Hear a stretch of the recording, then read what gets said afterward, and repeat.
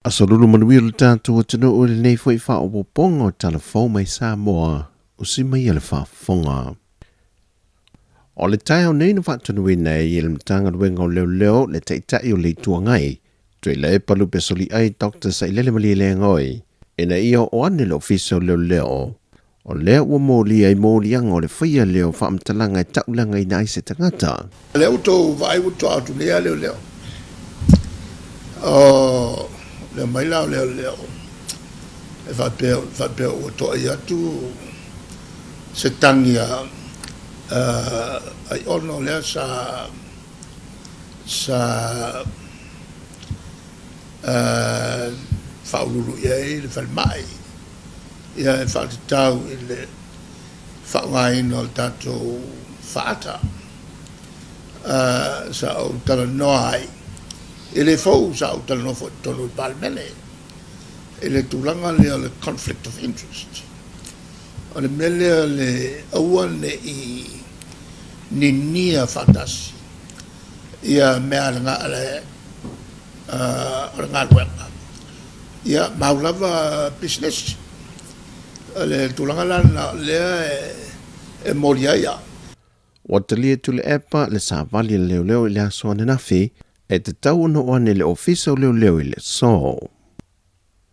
O le whailo inga le fionga le te tai o le atunuu le lauli le mali e tōpala te Valforce Schmidt ma le autostala na ia wha i loma ni noai lana tali wha te tau i le mata opu le o lo fuafua e whailoa i atuai le tu malo wha sale le anga numere lua e wa mori atu la lātou mau o lo lātou le talia ina le o le sa a vea ma whaipule le o toi whiwhilia le malo e toi wha aurulu i elo lātou official fon wha avai mole miliona Tala.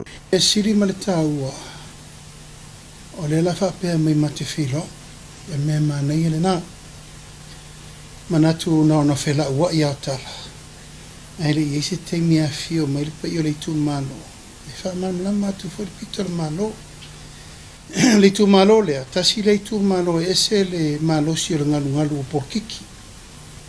Mai a fia i tonu, mai e le la titi le mea le a fia o le o lo fili atu malo. Taula na fia mai la to mai fea tu fo i tu o lalo le malo. Fa malama matu ngalunga lea e le o manino le teimi le nei. Awa tato vaina le social media matua inga lea. Te lea ia le mele o mamla mai le tu malo. Le fionga le li pandemia le lauli le male tōpala te Valforce Schmidt.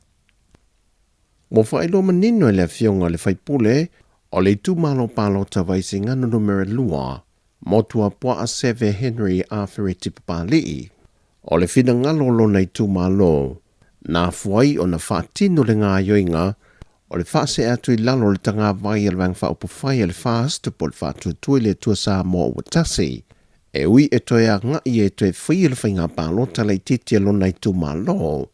Le pe o nei sau noa wha amanino ma wha mawai tu tono le mauta fono le ulua i fono a le pāle mene e le nei vai aso mo le nei tu sanga. Wha moe moe le ua tau mo le mau ino wha tino nei aso. O le whina ngalolo i tu malo. Ia, nga fo sila fia e o le no le tu malo. E au fwela no usta ia le le o fina ngalo e tapa au ia mai se foi tula to o lato foi lo i fato fala inga ia pe o lala na mal mafuanga wa o le taunu unga ele pe ona ia ile fa mo manias na fala e atu le te o le atunu le fionga le pandemia i te tonu le fon tanga le pandemene i le sui fai pule a o le ia tu ua le mauta fono le pandemene aua e te popole se metasi o le mea mio tonu ma ua musumusuina o ele nganga o le atua whai le nā. Sa vavali le atua ma lo loto ma walalo. Sa eili le wha maoni o lo walofa i le tu malo. Pai whai ai whai unga lea. O uma no sa vali le o ngā sami le nā.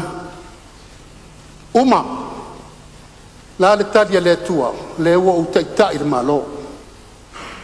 Tai o ele ri le va mu e te oto ai o ma le tua ma lo tali tonunga e le oe ai e lo fai lo tu ma lo ma Sāmoa o le mato fa manuia le na alo yo fai va manaia apo lo foi ma lo le masal salo ma ye te tonu lo wala wina ta pena fia fai ngā whiwhiringa le tunu ta pena fia fai ngā whiwhiringa lo tu malo o tu whātasi vai ngā whai mātou tu atu la lango ina ia tau lau o le wha moe o le tātou tu malo ina ia e tu e tūlai mai e tau ave o tō whinga mori kumanai. Sauno fo'i e motua poa, wa mai o na wha o antu te whinangalo le tu malo i Aotearoa, e le se palo te whaia alo le tu malo, ona watasi moe le whilinga, e wha o pēr le wha atua ina uia, e tau a vea le sa ili manuia molo nei tu malo. Ia wa mai wholo lato whinangalo, ia, e le se palo te whaatinoa. E whaatinoa ala o tu la fono, a le whaatinonga e o le palota wa umana mai le whinangalo se o tu malo. Ia o le a le eisesi e mātou te savalia le o toi fia savalia whalo i tu malo le nei foi asanga o mai o na asa foi fita ma whainga tal palota ia la fo mai le langolango na iuso sa mātou tau vale i le whainga palota ua te atu nei ia o le foi la to alava le moa ia e whalo tali tonunga o le tau whafo ia ingam sa taua ma se foi le nui pai ia ele fisilingia le whamaoni. O tā pena lo fiso whainga pālota e whaatino lava alo le tūla fono, pe whaatino se whainga pālota le titi, e fua i le iai leo se tasi e resta na mai, e fietau wā whaatasi ma motua poa e le whainga pālota le titi, pe le ai foi.